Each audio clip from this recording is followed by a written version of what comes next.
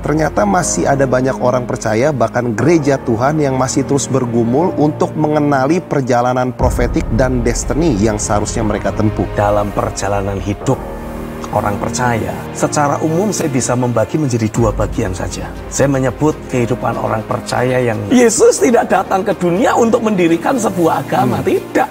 Itu tapi jelas ya, Pastor. Jelas, ya. Dia mengajarkan jalan Tuhan.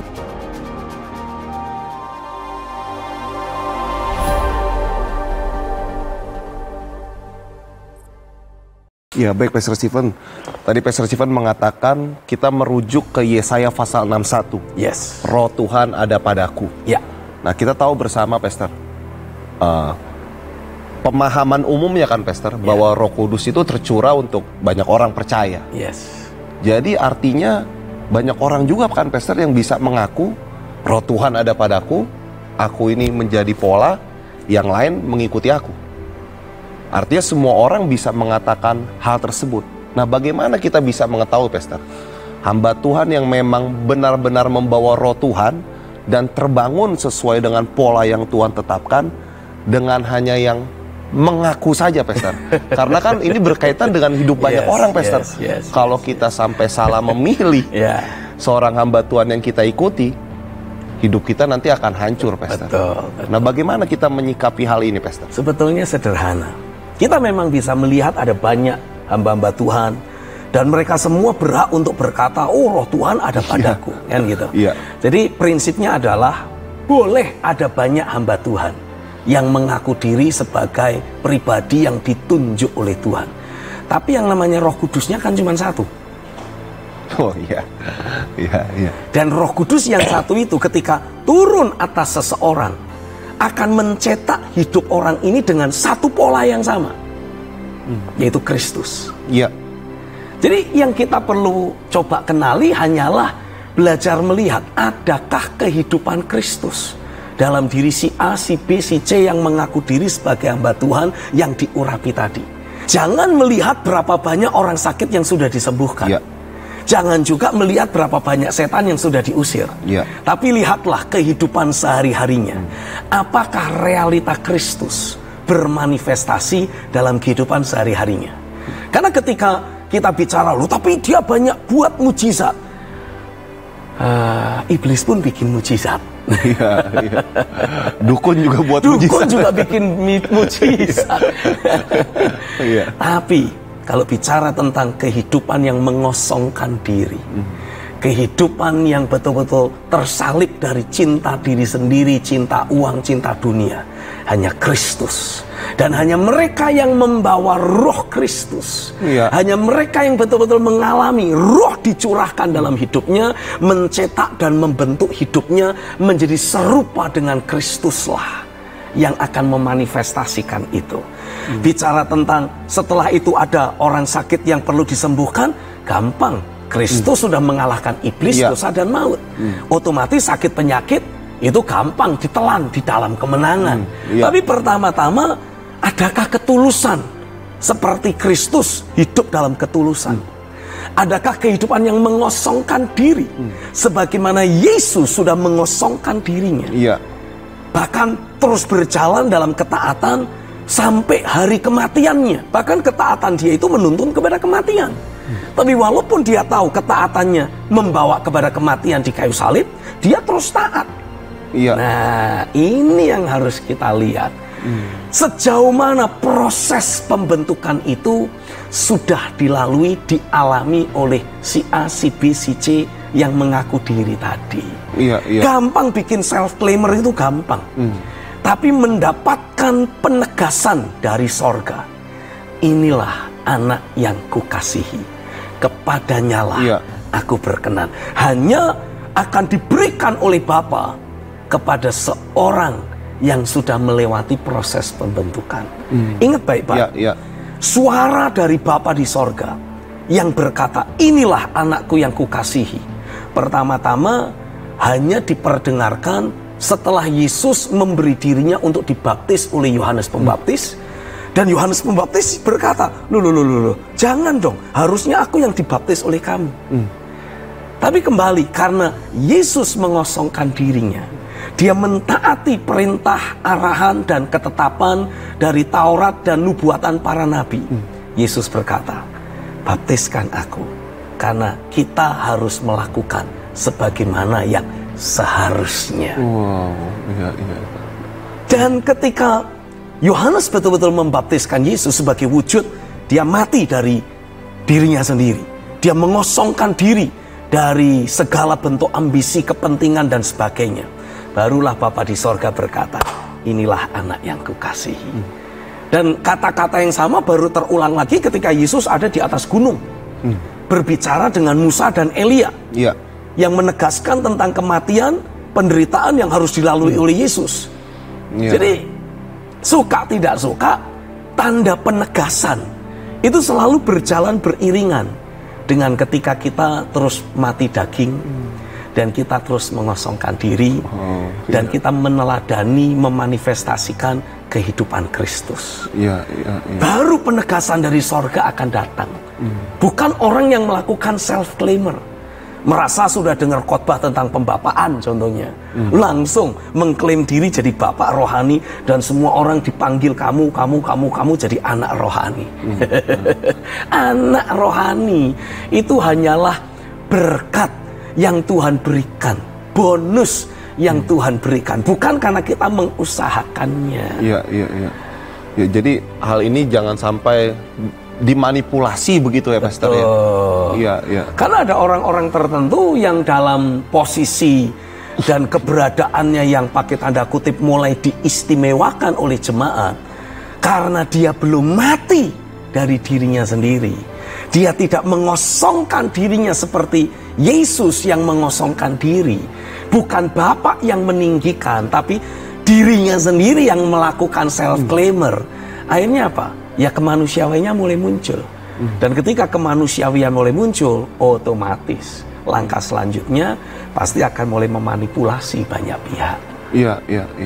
Nah, bagaimana Pastor agar kita bisa, maksudnya begini Pastor, kan untuk seseorang bisa melihat kehidupan sehari-hari dari seorang hamba Tuhan, ini kan tidak bisa langsung melihat begitu saja Pastor. Yes. Pasti yang dilihat kehidupan di atas mimbarnya. Iya. Begitu kan Pastor.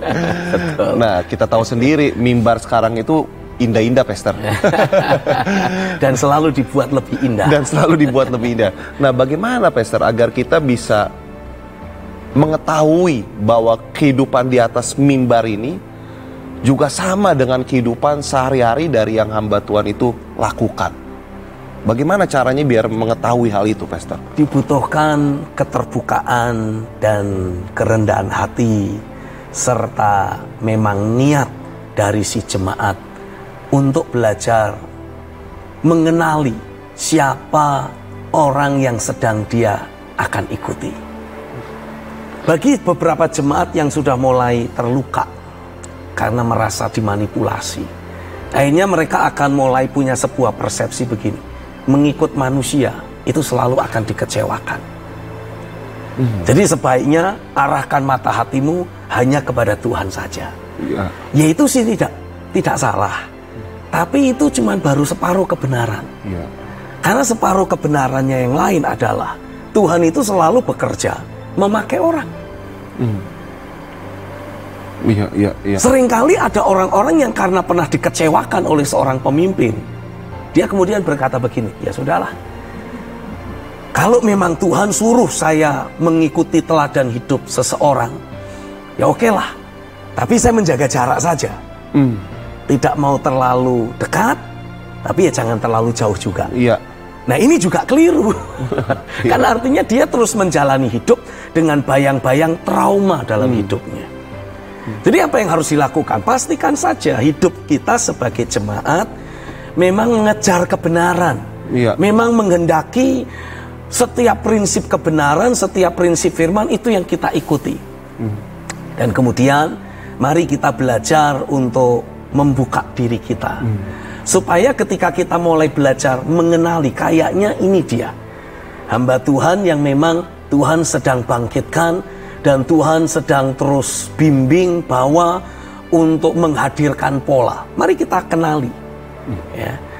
Karena Alkitab kan memang menuliskan ada serigala yang berbulu domba, Ini bicara tentang para pemimpin yang menyamar ya, dengan mempergunakan atribut-atribut kerohanian supaya bisa diterima oleh jemaat, tapi pada ujung-ujungnya akan memanipulasi jemaat itu sendiri. Nah, apa yang harus kita lakukan? Ya, jejaknya seekor domba dan jejak kaki seekor serigala itu pasti beda. Ya. Nah, yang harus kita lakukan apa?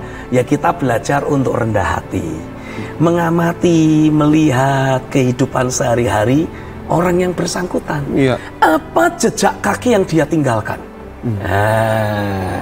Kalau kita memperhatikan track record seseorang, seringkali kita akan mendapati ini orang betul-betul domba atau serigala yang berbulu domba.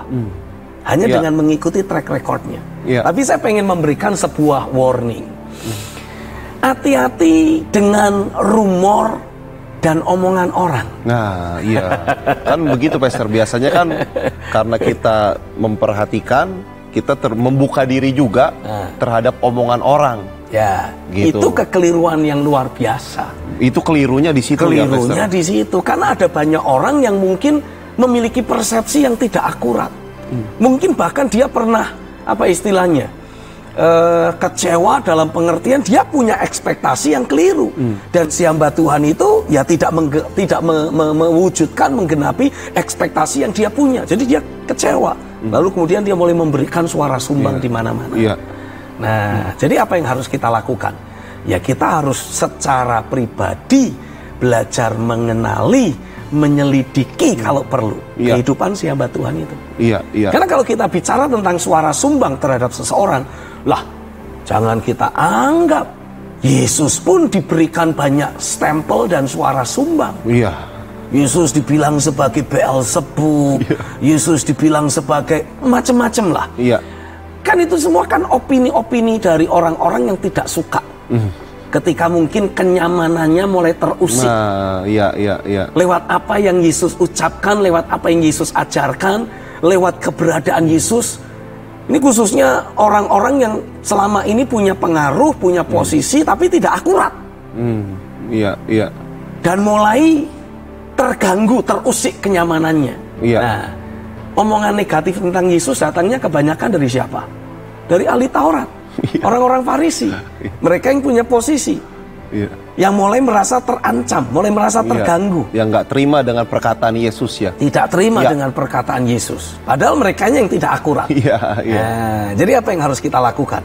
Belajar deketi Yesusnya, belajar deketi pribadinya, kenali bagaimana pribadi orang tersebut. Dan saya percaya kalau kita cukup terbuka, cukup rendah hati, dan memang mengejar kebenaran, kita itu akan bisa membaui orang yang memang membawa roh Kristus dalam hidupnya. Kita akan bisa mengenali mereka-mereka yang selama ini hanya memanipulasi orang lain dengan ayat-ayat Alkitab, dengan mempergunakan karisma yang dia miliki. Cepat atau lambat, bangkai itu tidak pernah bisa disimpan untuk terlalu lama. Yang namanya kebusukan pasti akan menyeruak keluar dan akan tercium. Pastikan saja kita itu punya kecenderungan hati mengejar kebenaran. Karena kalau kita mengejar kebenaran, kita pasti akan dipertemukan oleh roh kebenaran itu dengan orang-orang lain yang juga mencintai kebenaran.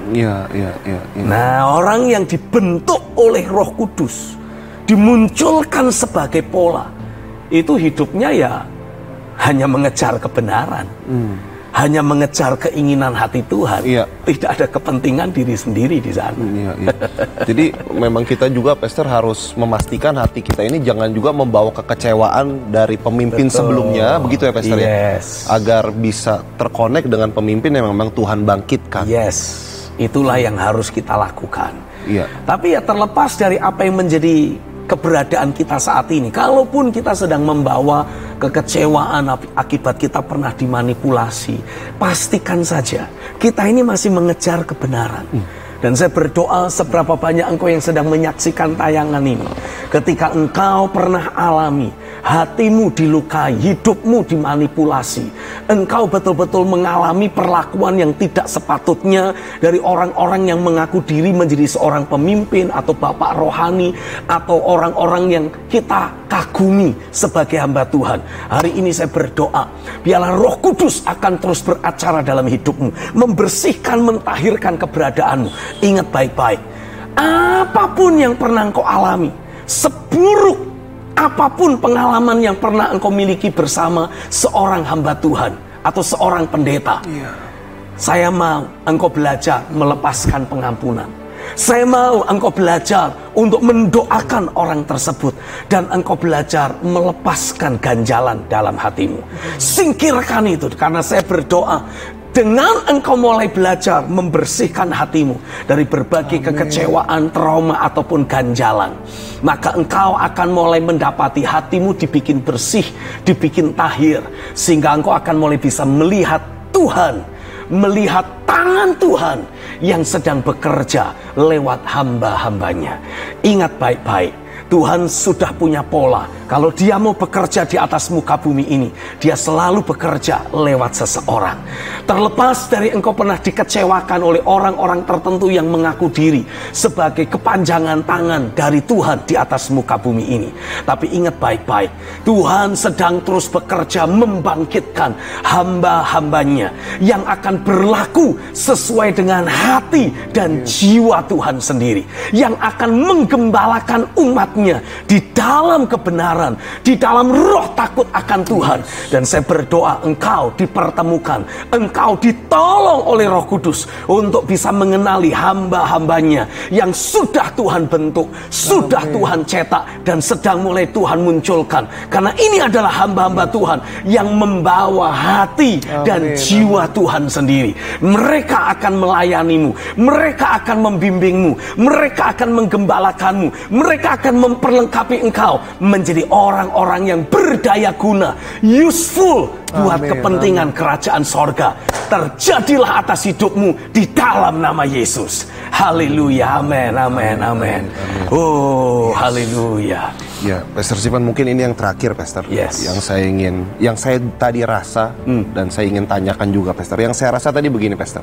Ketika Pastor sedang mendoakan, saya bisa rasa, Pastor, ada banyak orang-orang yang memang sudah pahit hidupnya terhadap seorang hamba Tuhan, dan bahkan sudah antipati terhadap gereja. Ya, banyak sekali. Nah, bagaimana, Pastor, agar mungkin lukanya itu sudah dalam, kan, Pastor? Yes. Nah, gimana caranya, Pastor, agar mereka pun bisa pulih dan benar-benar bisa bangkit? Karena mereka sebenarnya orang-orang yang dahulunya cinta kebenaran, tapi karena terjadi mungkin dimanipulasi, membuat mereka jadi udah nggak, bahkan udah ada yang tidak lagi mau ngomongin tentang Tuhan. Nah, bagaimana, Pastor, orang-orang yang sedang ada dalam kondisi seperti ini nih, bagaimana caranya agar mereka pulih, Pastor? Oh Tuhan, tolong kami.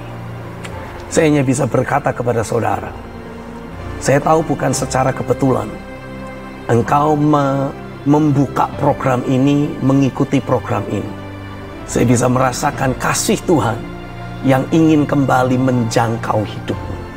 Mungkin kau sudah sedemikian pahit, mungkin kau sudah sedemikian kecewa terhadap hamba Tuhan, terhadap gereja, terhadap pelayanan. Tapi satu hal yang Alkitab jelas tuliskan, kalau engkau tidak mau belajar mengampuni, Bapa di sorga juga tidak akan bisa mengampunimu. Kalau engkau tidak mau belajar move on, melepaskan kekecewaan, dan terus melangkah mengejar kebenaran yang Tuhan sedang munculkan hari-hari ini, otomatis engkau juga tidak akan bisa bergerak lebih maju. Saya hanya bisa berdoa, biarlah kasih Bapa kembali dicurahkan dalam hidupmu. Karena untuk bisa mengampuni orang-orang yang sudah menyakiti kita, melukai kita sedemikian dalam, memang sangat membutuhkan keilahian Tuhan. Tapi hari ini sebagai hamba Tuhan saya berdoa, Tuhan tolong beri anugerah-Mu sekali lagi atas kami-kami yang sedang terluka, kami-kami yang sedang mengalami kekecewaan berat karena pernah dimanipulasi, pernah diperlakukan dengan tidak adil, pernah diperlakukan dengan sangat-sangat menyakitkan. Ora kata shikripe ola prentum likiti simra belemerehu kapaka. Saya berdoa biarlah sekali lagi kasih dari Kristus, kasih dari Bapa dan pekerjaan Roh Kudus itu bisa membasuh luka hatimu yang sudah sedemikian dalam, membersihkan luka-luka yang ada dari hidupmu, dan sekaligus membalutnya, menyembuhkannya, memulihkannya kembali. Saya merasa dan saya percaya inilah yang Tuhan ingin sampaikan kepadamu. Dia berkata, beri aku kesempatan sekali lagi, kata Tuhan, untuk membersihkan luka-lukamu. Jangan menarik diri dari hadiratku. Jangan menolak tanganku yang ingin membersihkan dan memulihkan, menyembuhkan hidupmu. Karena Tuhan berkata, sesungguhnya aku masih memiliki orang-orang, hamba-hambaku yang aku cetak, aku bentuk berjalan dalam kebenaran. Dan mereka betul-betul membawa hati dan jiwaku, kata Tuhan. Amen. Jangan seperti Elia yang menjadi patah arang, menjadi kecewa, menjadi patah semangat.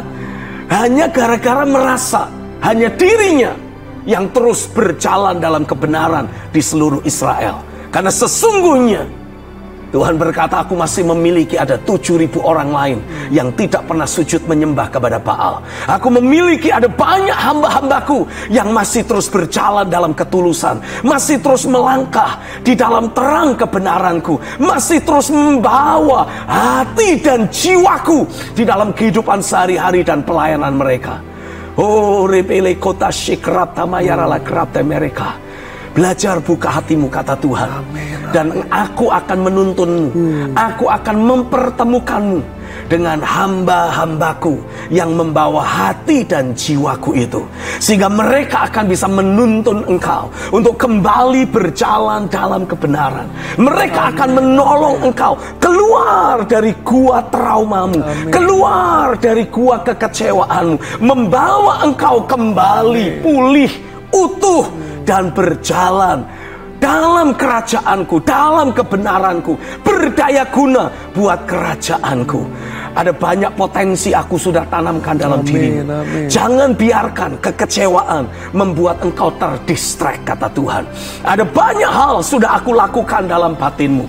Ada banyak takaran anugerah aku sudah investasikan dalam hidupmu. Jangan biarkan iblis membuat engkau membatalkan perjalanan destiny yang aku tetapkan dalam hidupmu. Mari, kata Tuhan, ayo kita lanjutkan kembali perjalanan kita. Mari, kata Tuhan, ayo kita lanjutkan perjalanan destiny untuk mencapai garis akhir dengan penuh kekuatan, dengan penuh kemenangan. Oh, haleluya. Bapa, aku berdoa sekali lagi, biarlah orang-orang itu kembali mengalami ada roh pengharapan yang Tuhan injeksikan. Amen. Tuhan tambahkan. Karena ketika kami mulai punya pengharapan, takaran iman dalam hidup kami juga akan ikut bertumbuh.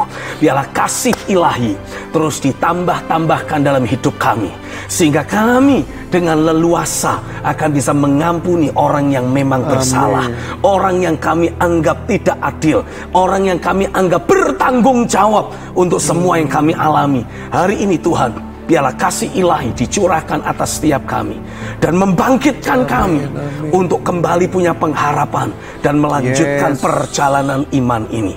Pertemukan setiap mereka dengan hamba-hambamu yang berjalan di dalam jalan Tuhan.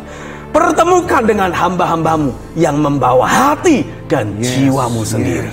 Di dalam nama Yesus, kembalikan mereka untuk berfungsi secara penuh buat kepentingan kerajaan sorga. Terjadilah atas hidupmu di dalam nama Yesus.